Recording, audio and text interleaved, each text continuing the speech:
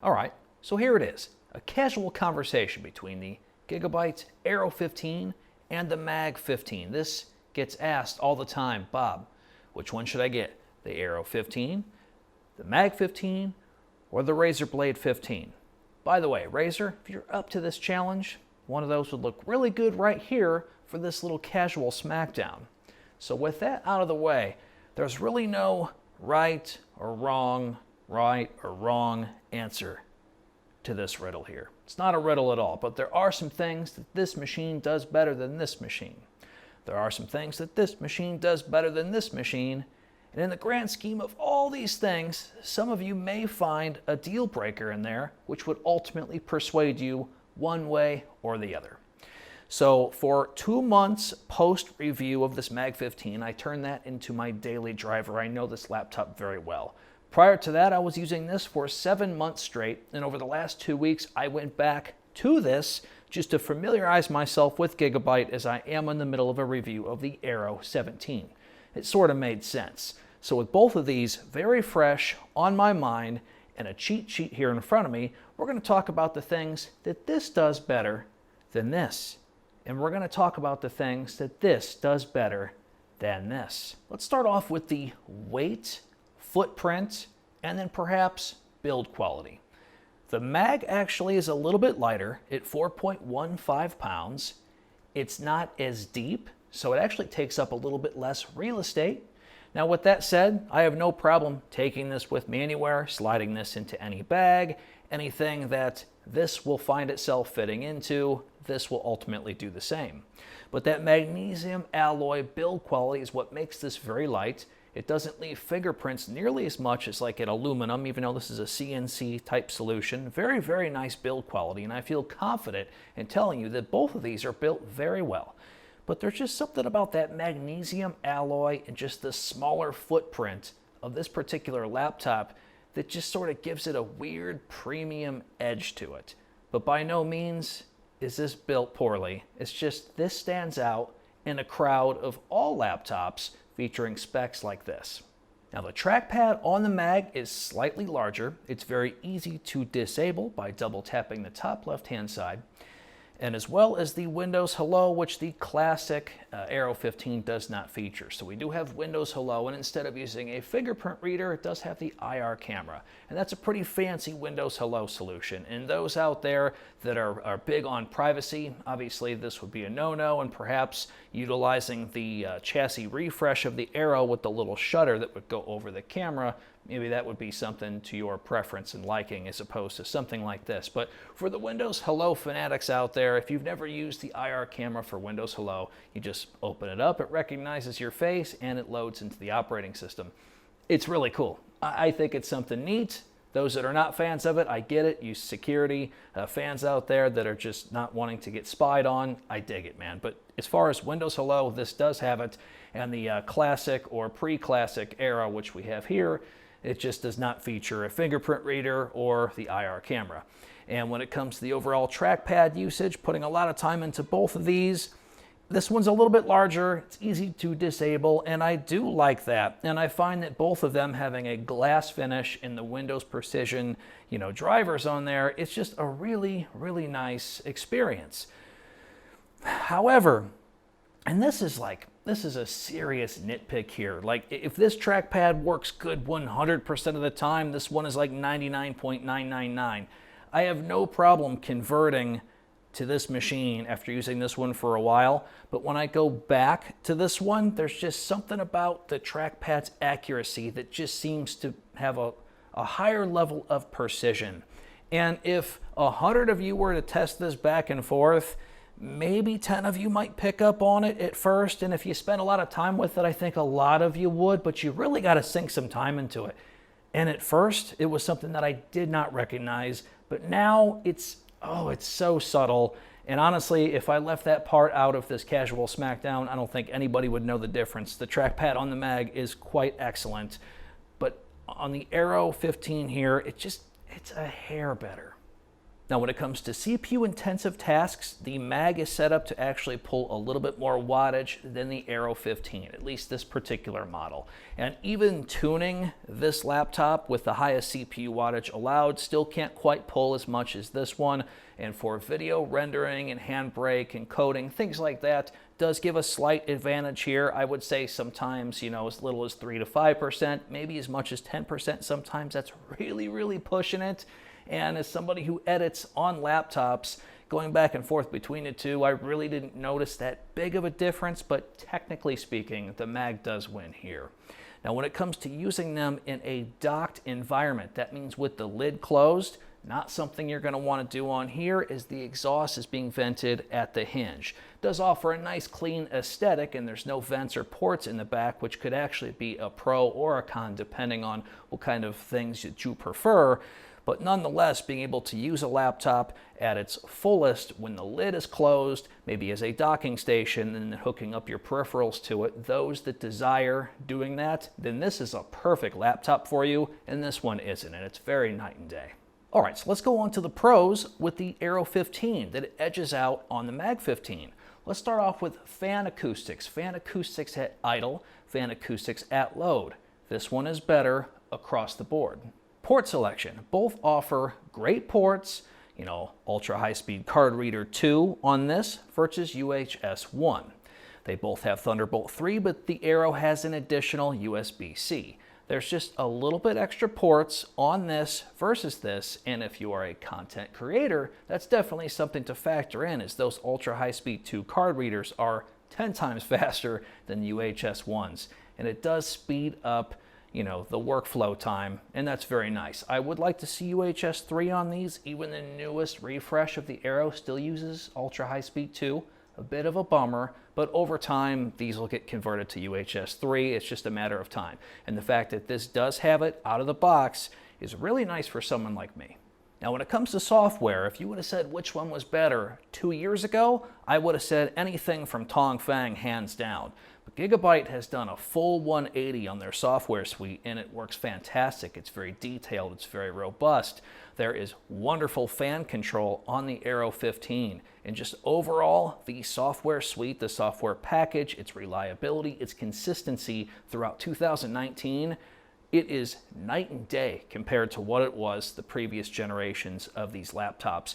And honestly, I think it is kind of industry standard. If you are going to use software to control everything about your device, then all manufacturers that want to do that should probably take notes from Gigabyte, because it's really remarkable. And I have tested it on the latest Aero 17, and I can confirm it's still great there as well. So if the Mag wins in CPU performance, the Aero wins in GPU performance, but that is a bit of a weird topic. It only wins because the thermal throttle limitations from the factory on the Aero are a little bit higher than they are on the Mag. The Aero has allowed its GPU to boost up to 87 degrees Celsius until thermal throttling occurs. And guess what? Thermal performance on both laptops, it hits their maximum on both. Whereas the GPU on here will actually thermal throttle at 75 degrees Celsius. Now, within the review, I did talk about ways to bypass this. And those that want to do that can. And I think some people might even say that it is a pro the way this is set up, because I created a poll on the community tab, and a lot of people thought that, well, they just kind of liked it the way that it was, as it did run a little bit cooler, and they would accept that thermal throttling for, in their mind, just longevity of the particular product. And if that's where you fit, perfect.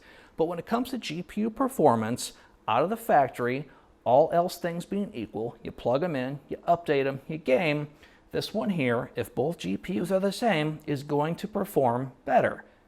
At the expense of some heat, of course, but this one does get that extra 12 degrees Celsius of thermal headroom on the GPU, which also means a little bit better tunability with MSI voltage curve editor. But now we're starting to go down a road where if you're going to go into that level of tuning, then you might as well just use Ace's GPU tweak, bypass that 75 degrees Celsius limit, and then we'll go from there. So at the end of the day, I kind of have to break it down in its simplest form. And out of the box, the GPU performance on the Aero, with all else being equal, is always going to come out ahead on the Mag 15 in this particular situation.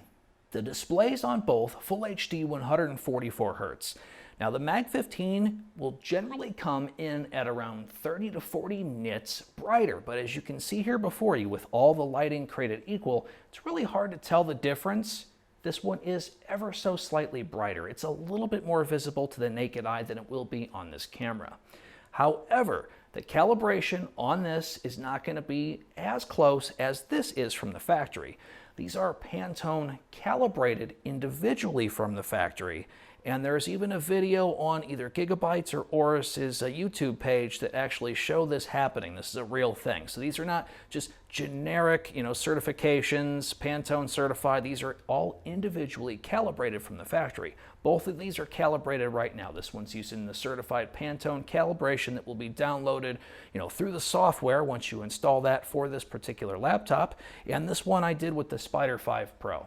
Why is this important? Well, because a Spider 5 is a $150 tool that I use to calibrate displays, and then sometimes I offer the ICC color profile for you guys to maybe get a closer or a more accurate, color calibration for your display. But with that said, you are then downloading my color profile that was for my display, whereas this one is color calibrated from the factory, saving me that $150. And Gigabyte's really one of the few manufacturers that do it this way, where it's actually individually calibrated, and that's pretty neat. Now, if you're going to spend this much money anyway, who's to say that an extra $150 may be just a drop in the bucket for you, but it's certainly not for me.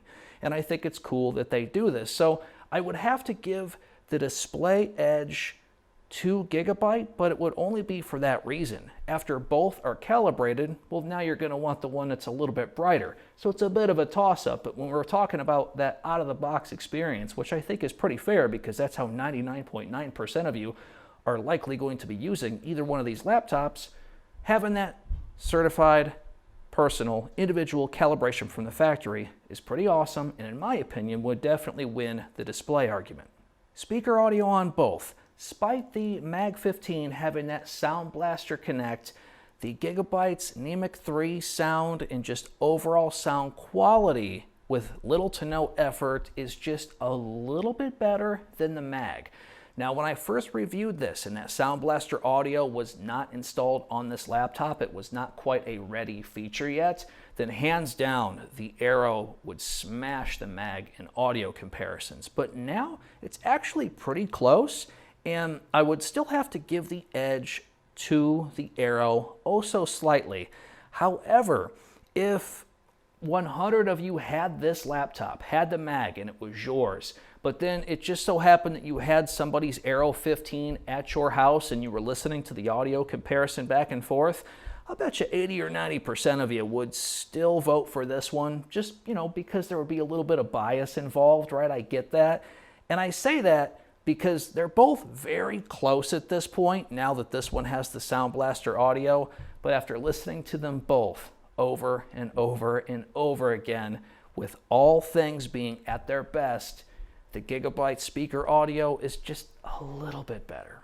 And to wrap this up, the power supply size both will feature a 230 watt brick, but the Aero actually has one of the smallest in physical size 230 watt bricks out there, and the Mags is probably the second largest, and that's, I'm not trying to make it sound like it's absolutely huge, but it is a little bit bigger than the Gigabytes, and so maybe you have to factor that into your portability.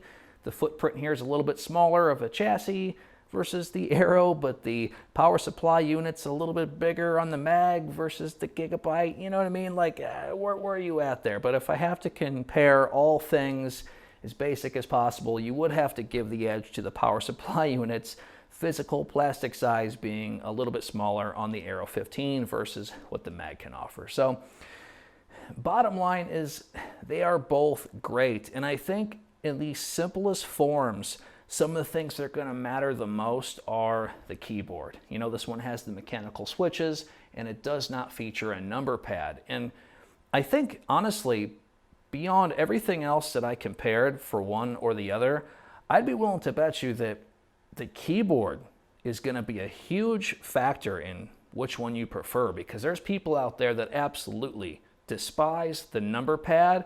They don't like how it lines up symmetrically and just the overall laptop experience, not as a gaming machine, but just as a laptop. They prefer, a lot of people, right, would prefer something like this, where the trackpad is more centered, there's no number pad. Who uses a number pad these days? These are the comments that I see almost daily, versus others that feel just the exact opposite of that and would never take the mag because they have to have that number pad. It's just something that they are used to, and I totally get it. There's just huge polar opposites when it comes to keyboard preferences, and having that keypad there, it's kind of funny actually as a content creator to get to read all these comments, because of the passion that you get for preferring one or the other. And a lot of times people are like, duh, this is just the way that it has to be. How can you have a number pad? That just messes up everything. So, with that said, of course, be respectful in the comments below, but I actually enjoy that tremendously, just to see the level of passion and preference from one or the other.